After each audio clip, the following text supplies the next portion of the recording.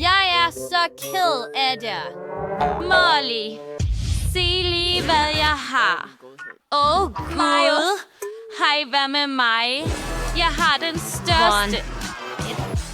Virkelig? Så lille.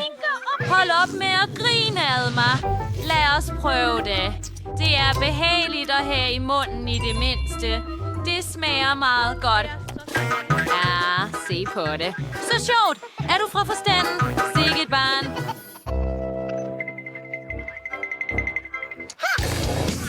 Au! Du bed mig. Stop det. Er du skør? Min lille finger. Nå, men jeg har en slik til at berolige mig. Jeg kan ikke bide det af. Jeg ved, hvad jeg skal gøre. Jeg vil knuse det. Det er det. Ja, og nu kan jeg bare knuse det. Det er så lækkert. Så godt. Og det er helt mit. Jeg elsker det. Fantastisk. Hej. Tag din egen. Ja. Hvad skal jeg gøre med det? Hammer? Nej. Jeg tager en for hammer. Det er op til dig, hvor meget indsats du skal lægge i det. Det er så stort. Endelig. Kom nu. Gå. Ja. Næsten færdig. Og lidt mere. Og det er slut. Perfekt. Lækkert. Så godt. Piger, kom over. Lækkert. Ja, følge med. Nam, nam.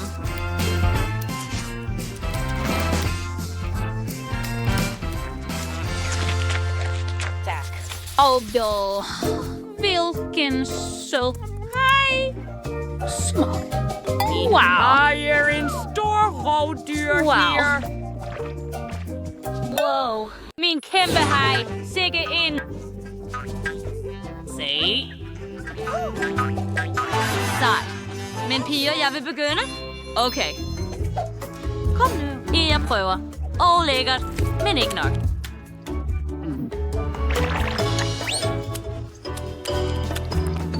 Det er din tur, Chloe. Ja. Hvordan skal jeg bide det af? Kom nu. Hvad skal jeg gøre? Okay. Jeg kan bide den af.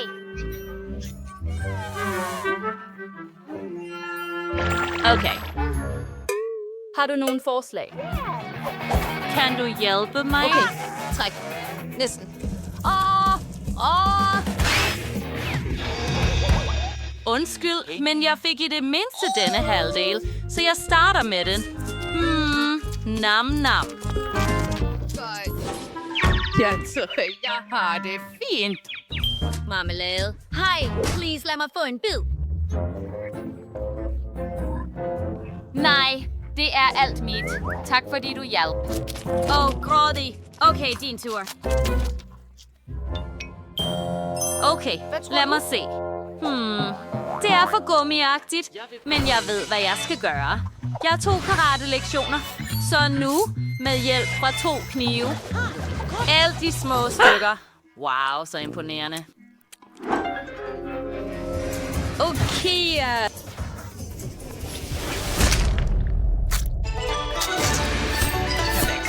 Næsten færdig.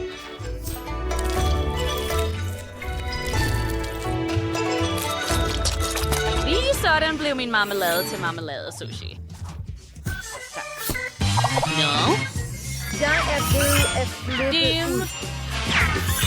Op. Og igen. Og igen. Rulle sådan der. Og lige ind i min mund.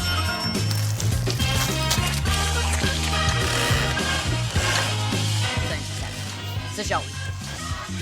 Det er så lækkert. Jeg er færdig. Bravo! Det var imponerende. Tak. Hvilken lille portion. Hvad laver jeg? Det er så varmt. Jeg har en gennemsnitlig størrelse, men den er dobbelt så stærk. Wow! Sikke et mareridt. Jeg er enig. Jeg vil ikke spise det. Så lille en pakke. Du starter. Og mig. Okay, jeg er virkelig glad for, at det er en så lille pakke. Jeg vil ikke prøve nogen stærke nudler. Jeg tror, de er okay. Åh nej, der kommer røg ud af min mund. Det var tæt på. Det er din tur. Virkelig? Men jeg har ikke lyst til det. Okay, jeg har en idé. Jeg bliver her for at hente dig. Okay, tak.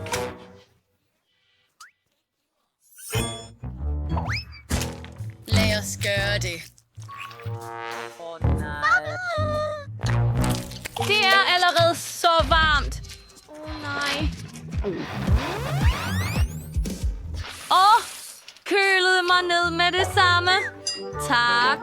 Nå, nu er det din tur. Jeg er her for at hjælpe. Okay. Nå. Lad os begynde. Vent.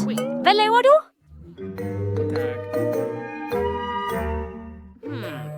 Det er meget... Hej! Jeg har fanget dig. Jeg spiser Stop ikke. med det, du laver. Okay. Lad mig spise, og så køl mig ned. Ja, så lækkert. Jeg elsker det. Men de er også meget varme, så jeg skal spise så hurtigt som muligt, for ikke at mærke det.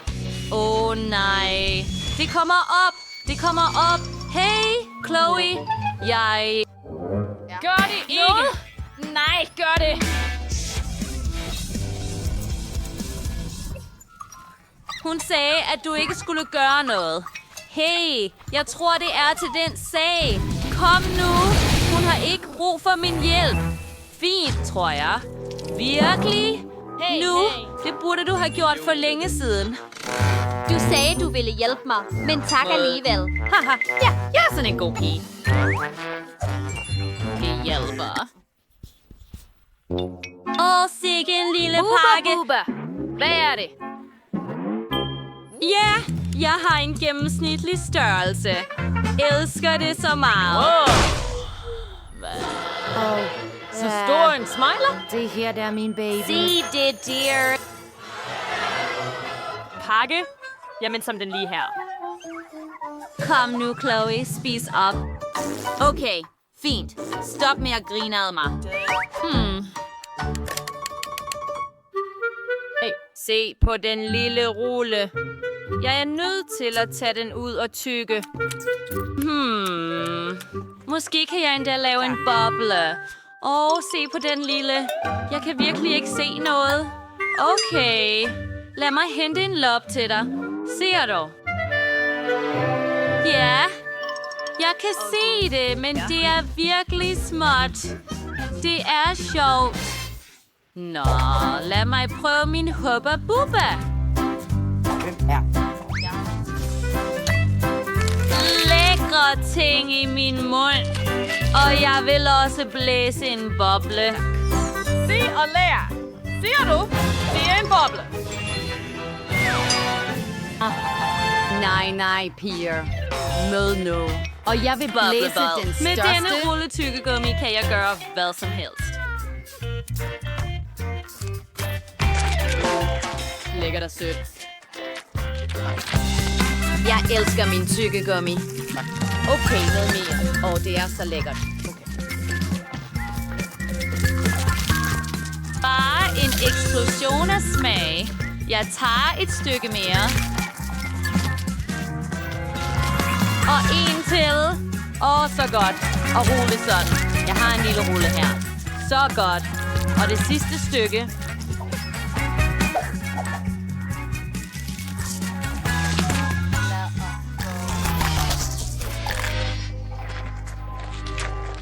Her er det. Nu se og lær, piger. Den enorme boble. Wow. Den er meget stor. Du burde stoppe.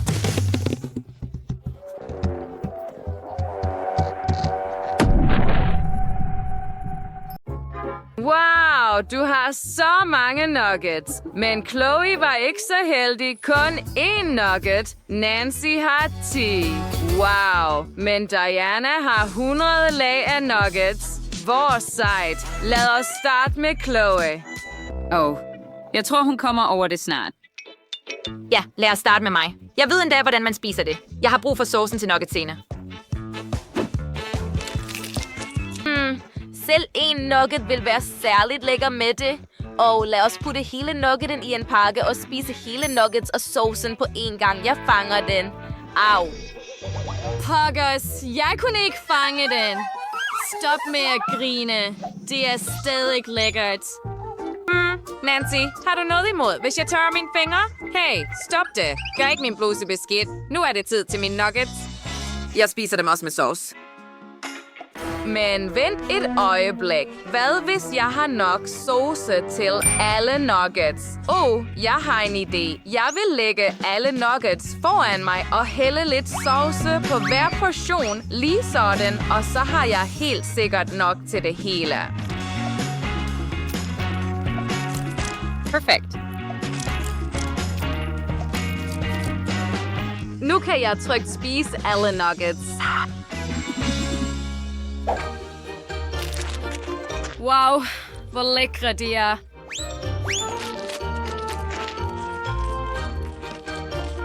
Jeg har allerede spist det hele. Hvem er den næste?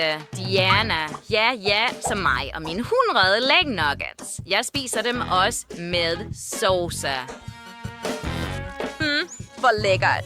Jeg vil have mere, og igen. Jeg kan ikke stoppe med at spise nuggets. De er alle så lækre. Lækkert. Jeg har så mange nuggets, at jeg helt sikkert har nok til en måned frem. Se på mig. Ja, jeg tror aldrig, jeg bliver træt af det. Men jeg er træt af det. Hvad da? Er bjerget af nuggets ikke engang blevet mindre?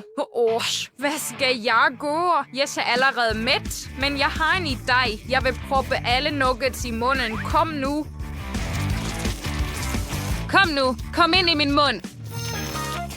Poggers, jeg har allerede spist så meget, og bjerget er ikke blevet mindre. Hvad? Har Diana også givet op? Nej, Diana, du skal spise det hele. Kom nu, du kan klare det. Kom nu, tag dig sammen. Okay, jeg vil prøve. Men har I set dette bjerg? I hæpper så meget på mig. Wow, jeg er så glad. Ved du hvad? Selv den anden vind åbnede, eller en anden mave. Jeg ved det ikke. Nu vil jeg helt sikkert spise alle nuggets. Den sidste nugget tilbage. Jubi, jeg gjorde det, piger. Hurra, Chloe. Hun gjorde det. Diana, du er en fantastisk pige. Wow, det er is. Hvor sejt. Nancy har kun én. Wow. Men Diana har hele 10 is. Gud, hvor mange har Chloe så? Jeg kan ikke tro mine egne øjne. Det er 100 is. Chloe er helt sikkert mæt for det kommende år. Lad os starte med Nancy. Hun har kun én. Jeg har måske kun én, men den er bestemt ikke dårligere end din. Hvor lækkert. Utroligt godt. Men jeg har allerede spist det hele. Hvem er den næste? Diana, det er din tur. Jeg er meget glad. Jeg elsker virkelig is. Det er utroligt lækkert. Så chokoladeagtigt udenpå, og så cremet indeni i lækkert. Jeg er nødt til at prøve igen med det samme. Ja, jeg elsker det bare. Og de sidste 2 stykker, jeg fryser slet ikke. Det er så lækkert, jeg kan ikke stoppe med at spise.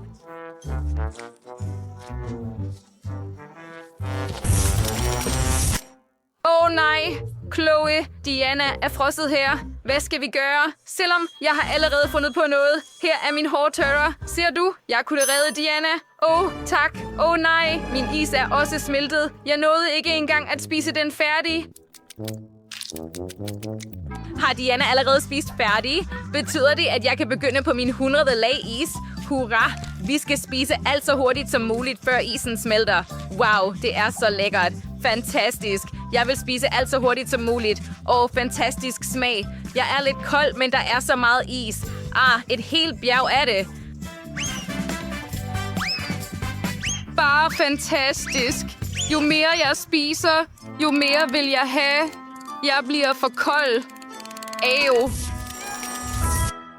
Nej, Chloe er også kold nu. Jeg bliver nødt til at tø hende op med en hårdtørre. Vent, Nancy, vi kan spise hendes is, og så tø den op. Lad os prøve bare en lille smule. Chloe vil ikke være glad for det. Jeg tør endelig lidt op. Hvor er min is? Jeg gjorde ikke noget. Jeg besluttede bare at hjælpe dig. Nancy, tag dette. Vær venlig. Nu vil jeg lære nogen en lektie. Diana, jeg udfordrer dig. Kamp med spisepande. Mig, en kujon? Aldrig. Nancy, pas på isen. Bare spis den ikke.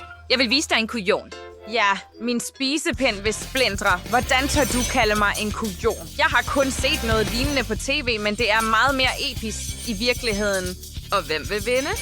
Wow, Chloe tabte. Og jeg er så mæt af is. Det var meget lækkert. Vi har nye lækkerier. Chloe har sådan en lille flaske med gelé og slik, og hvad med de andre? Wow, det er da en kæmpe flaske med gelé og Skittles. Vent et øjeblik, der findes også en større en. Diana, du kan ikke engang ses bag den kæmpe flaske. Du er 1000 lag af Skittles her. Som sædvanligt er nogen heldigere end mig, men jeg er stadig glad for at spise min gelé og slik. Se bare, hvor sødt det er, når det bliver presset ud af flasken. Fedt, lækkert, så godt. Hvad vil du, Bi? Flyv væk. Dette er bare min lækker bisken. Den er endelig væk, og jeg har så mange geléer og Skittles. Jeg vil snart prøve det. Fjern låget og prøv nu. Wow, hvor lækkert. Bare fantastisk. Skittles er så søde. Lækkert.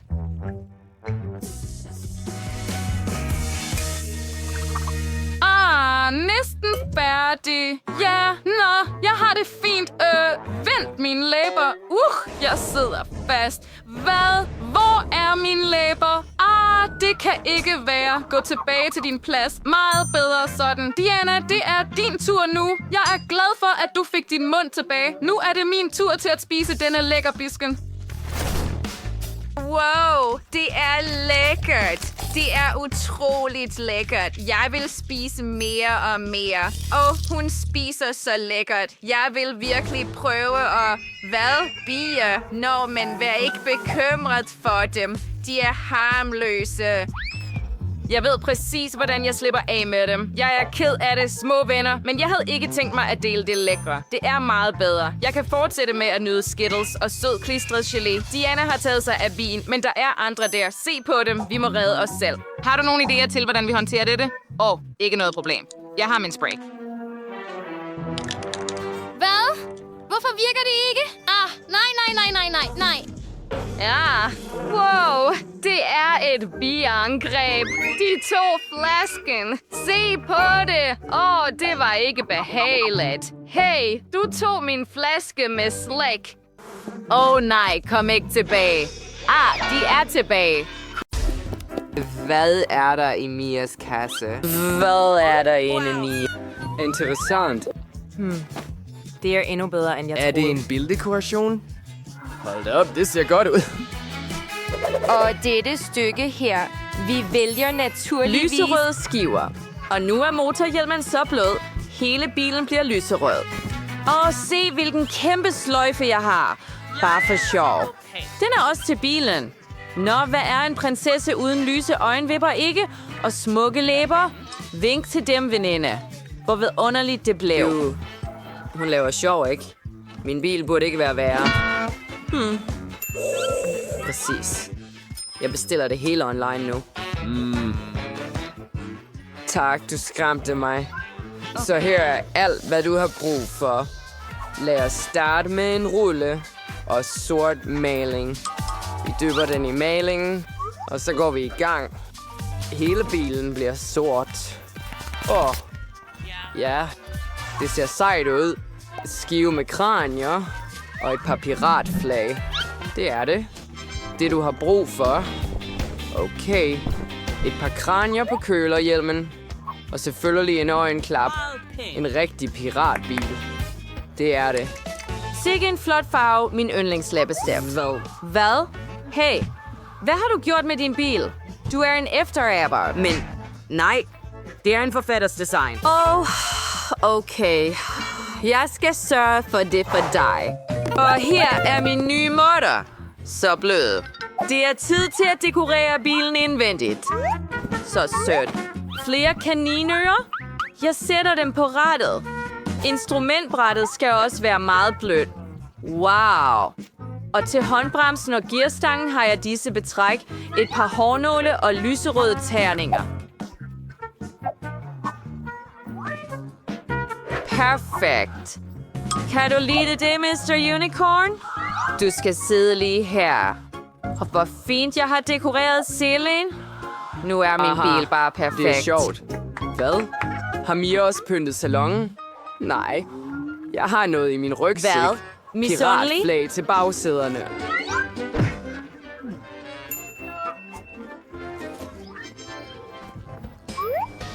Jo. Og til de forreste også. Og i stedet for et rat, har jeg denne fede ting. En lille piratskib til instrumentbrættet. Flere kranier.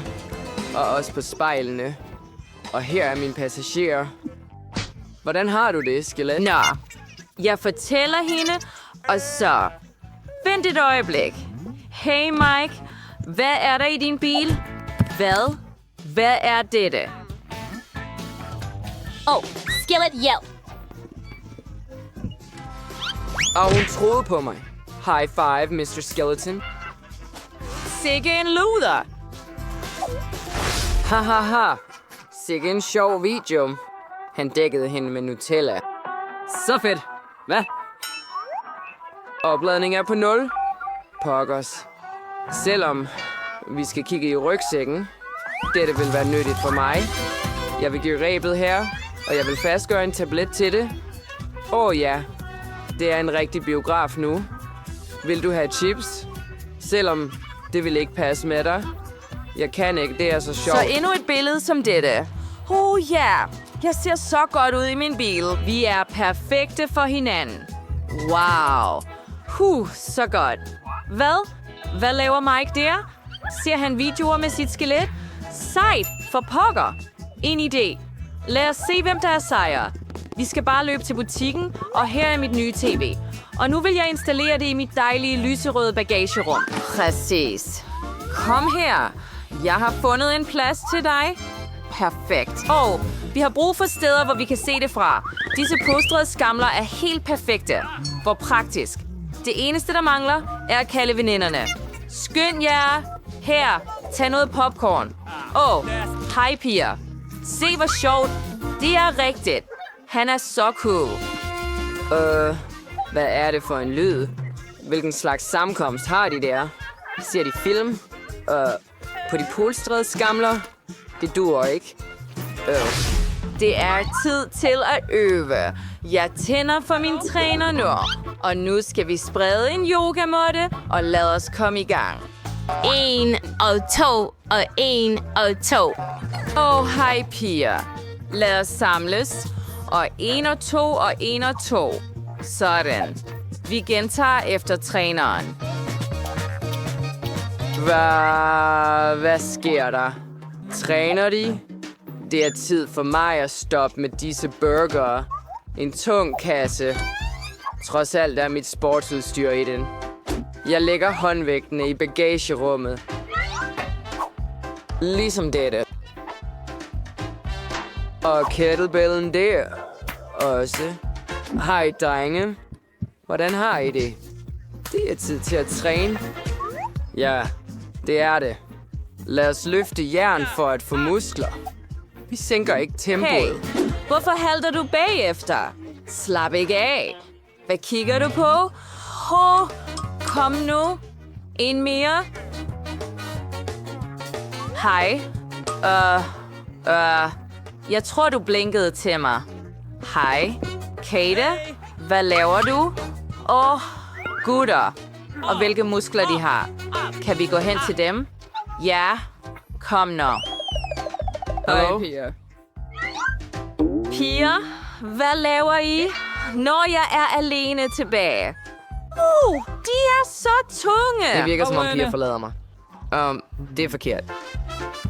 Jeg er så... Hej, Mia. Hvorfor græder du? Kom nu. Lad os tage toget sammen.